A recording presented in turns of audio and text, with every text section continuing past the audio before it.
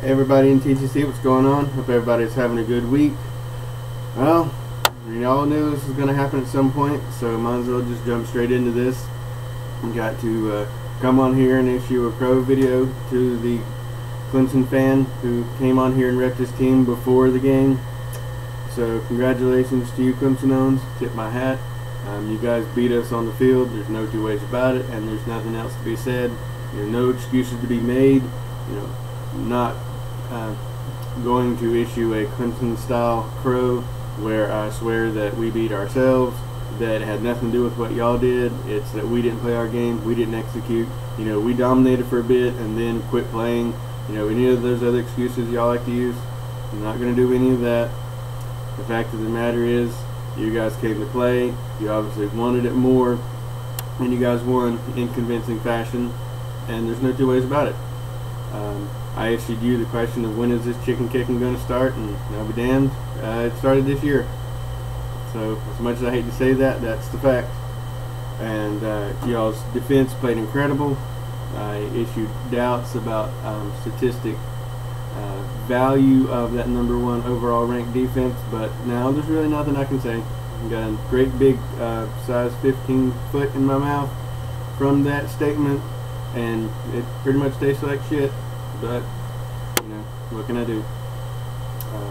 Your offense made the plays it needed to. You feasted on the fact that our defense, and especially our defensive coaches, do not learn from their mistakes. But I'm not trying to offer that up as an excuse. I'm just saying, we have that problem, but in order for y'all to win, y'all had to have taken advantage of that fact, and y'all did that. Run that repeat fake pitch jet sweep thing of some sort that just killed us over and over and over again. And once again, we just refused to stop making the same mistake and just allowed y'all to have that play pretty much undefended. About 4 out of the 6 times, I believe, it went for more than 20 yards. So that's pretty pathetic on our part. But again, it's on y'all to do that and to recognize that weakness of ours and to exploit it, and y'all did that. So there's really not much else to say. You guys came out and whipped our butts on the field, and now I'm up here crowing to you. And again, congratulations. Enjoy the next year of having bragging rights over us. We used that to the fullest extent that we could for 5 years, and now y'all have it, so run with it and enjoy it, my friend. As far as future outlook goes, I think it's too many uncertainties for both our teams to start proclaiming the beginning of a new streak. I don't fault you for doing that. I did that. And I hoped that the streak would continue. As much as I really didn't too much care about the streak relative to each game, because each year's game is its own monster, and what happened the year before has absolutely nothing to do with it. But it was just something I would like to see continue, mainly because I wanted to beat y'all this year.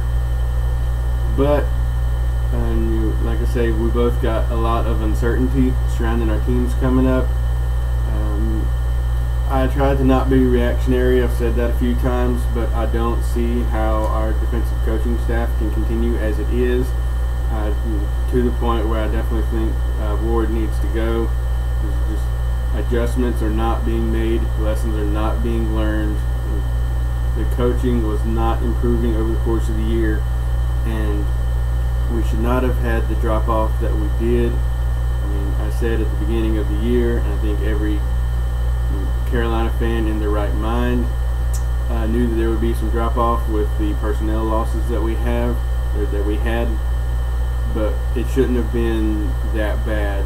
A lot of the really bad stats that we put up on defense came from making the same mistake over and over and over and over again, and not defending the same play that was just killing us, like the fake jet sweep thing that y'all were doing, the Wildcat against Kentucky. That just beat us play after play after play, and we just would not defend it. So Ward needs to go. Deke Adams, I don't have any more faith in him. He needs to go. As far as replacements go, Ellis Johnson was fired from Auburn. considering what he did with what he had while he was here, I have really no problem with him coming back. I'd be, pretty happy with that actually. Number one on my desired list, no matter how illogical it may be, would be to have Will Muschamp come in here and be our defensive coordinator. So I don't particularly see that happening, but strange things do happen in college football. That's one of the things that makes it great. So I don't see that happening. I'm not saying I predict it or anything, but if it were to happen, I'd be really happy with that. But those are just two options that come to mind. And not to get all distracted and blabber on for 3.5 hours or anything, but I'll probably end up making a season summary video where I can get into all that. But the main thing is just come on here and issue congratulations to Clemson owns and the Clemson players. They just came out, executed better than us, wanted it more than us, played better than us, and you guys beat us. And there's no two ways about it. There's no excuse to be made, no facts to avoid, nothing like that. You guys just beat us. And damn, I hate to say that, but facts are the facts. One other question I just wanted to issue to you, Clemson owns. It's just strictly as fans of college football. What do you think about Deshaun Watson playing with his injury? At one point in one of your comments you said that it was risky. Yeah, it certainly was. But, with the torn ACL, and now you have the fact of whoever your bowl opponent's going to be knows that. That's really, really risky, man. So, I'm just curious what you think about that and the possibility of him playing in a bowl, and especially the risk of, permanent injury to a player that's as awesome as he is, versus the value of a bowl win. So, granted, even with that injury, he puts y'all in a hell of a lot better position to win than Cole Stout could ever do, apparently, because he just wasn't the guy. But still, even if y'all do win the bowl, is it worth the risk of a permanent injury or something that could, if not be permanent, then very much slow up his recovery for next season? Is it worth it? So just curious about your thoughts. Like I said, just strictly as fans of college football, not trying to cast any thorns or anything like that. But so that's about it. Congratulations. Enjoy the bowl. I do agree with you. I think the Russell Athletic is the most likely place from what I'm looking at and the affiliations that bowls have. I don't foresee Florida State just coming out and destroying Georgia Tech the way that they would need to in order for them to drop low enough for y'all to pass them. So I don't foresee y'all getting much of a jump up. I've been so busy I haven't had a chance to look at the new rankings, but we come in 6-5 and unranked, so I don't think you'll get much of a jump from that. If anything, would be from other teams losing and a rearrangement based on other games.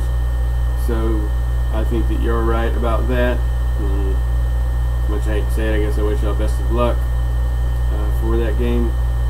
But that's about it. I've rambled on long enough. Congratulations again. Y'all have a good week.